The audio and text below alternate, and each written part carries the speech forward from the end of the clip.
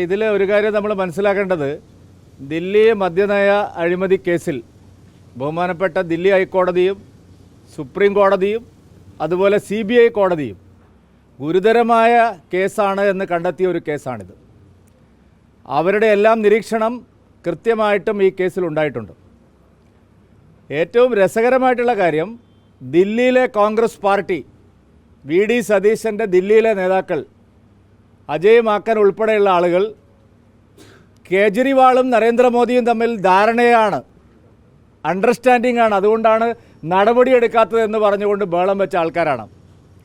ഇവിടെ സതീശൻ സംസ്ഥാന മുഖ്യമന്ത്രിക്കെതിരായി നടക്കുന്ന കേസുകളിലെല്ലാം പറയുന്നത് പോലെ അന്തർധാരയാണ് BJPയും ആം ആദ്മി പാർട്ടിയും എന്ന് പറഞ്ഞ് എന്തുകൊണ്ടാണ് കേജ്രിവാളിനെ അറസ്റ്റ് ചെയ്യാത്തത് എന്ന് ചോദിച്ചുകൊണ്ട് ബഹളം വെച്ച കോൺഗ്രസ് പാർട്ടി ഇരട്ടത്താപ്പിൻ്റെ അങ്ങേയറ്റത്തെ അപ്പോസ്തലനാണ് കോൺഗ്രസ് പാർട്ടി.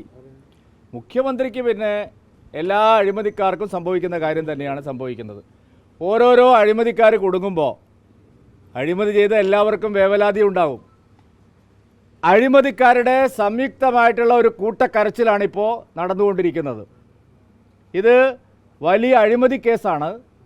ആ അഴിമതി കേസിൽ പ്രതിയായിട്ടുള്ള ആളുകളെല്ലാം അറസ്റ്റ് ചെയ്യും. നേരത്തെ മുൻ തെലങ്കാന മുഖ്യമന്ത്രിയുടെ മകളെ അറസ്റ്റ് ചെയ്തിട്ടുണ്ട്. ആ കേസിൽ വ്യക്തമായ തെളിവുകളുടെ അടിസ്ഥാനത്തിലാണ് കേസ് മുന്നോട്ട് പോകുന്നത്. ഇതിൽ രാഷ്ട്രീയമില്ല, തെരഞ്ഞെടുപ്പാണോ അല്ലയോ എന്നുള്ള കാര്യങ്ങൾ നോക്കിയിട്ടല്ല കേസുകൾ നടക്കുന്നത്. അഴിമതിക്കെതിരെയുള്ള എല്ലാ കേസുകളിലും ശക്തമായ നടപടിയാണ് ഏജൻസികൾ നടത്തിക്കൊണ്ടിരിക്കുന്നത്. എനിക്ക് സതീശനോട് ചോദിക്കാനുള്ളത്, കേരളത്തിൽ വല്ല നടപടിയും വന്നാൽ മാറ്റി പറയുമോ സതീശ? സംയുക്ത സമരം ചെയ്യുമോ? നാണമെന്ന് ഒരു സാധനം സതീശൻ്റെ കോൺഗ്രസ് പാർട്ടിയുടെ നിഘണ്ടുവിലില്ല. കോൺഗ്രസ് പാർട്ടി മറ്റ് സംസ്ഥാനങ്ങളിലെ സർക്കാരുകൾ നടത്തുന്ന അഴിമതിക്കെതിരായി അന്വേഷണം വരുമ്പോൾ ആദ്യം ശക്തമായി ബഹളം വയ്ക്കും, നടപടി വരുമ്പോൾ ഒരുമിച്ച് സമരം ചെയ്യും. ഇത് ഇരട്ടത്താപ്പല്ലാതെ പിന്നെ എന്താണ്? BJPക്ക് ഇതിലൊരു ഇരട്ടത്താപ്പുമില്ല. കോൺഗ്രസ് പാർട്ടിക്കും CPMനുമാണ് ഇരട്ടത്താപ്പ്.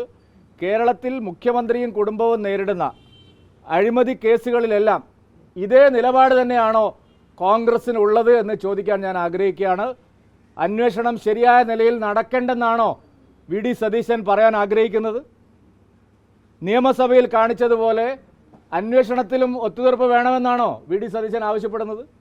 നിയമസഭയിൽ അടിയന്തര പ്രമേയം പോലും അവതരിപ്പിക്കാതെ മാസപ്പടി കേസ് ഒത്തുതീർപ്പാക്കാൻ ശ്രമിച്ച ആളാണ് VD സതീശൻ.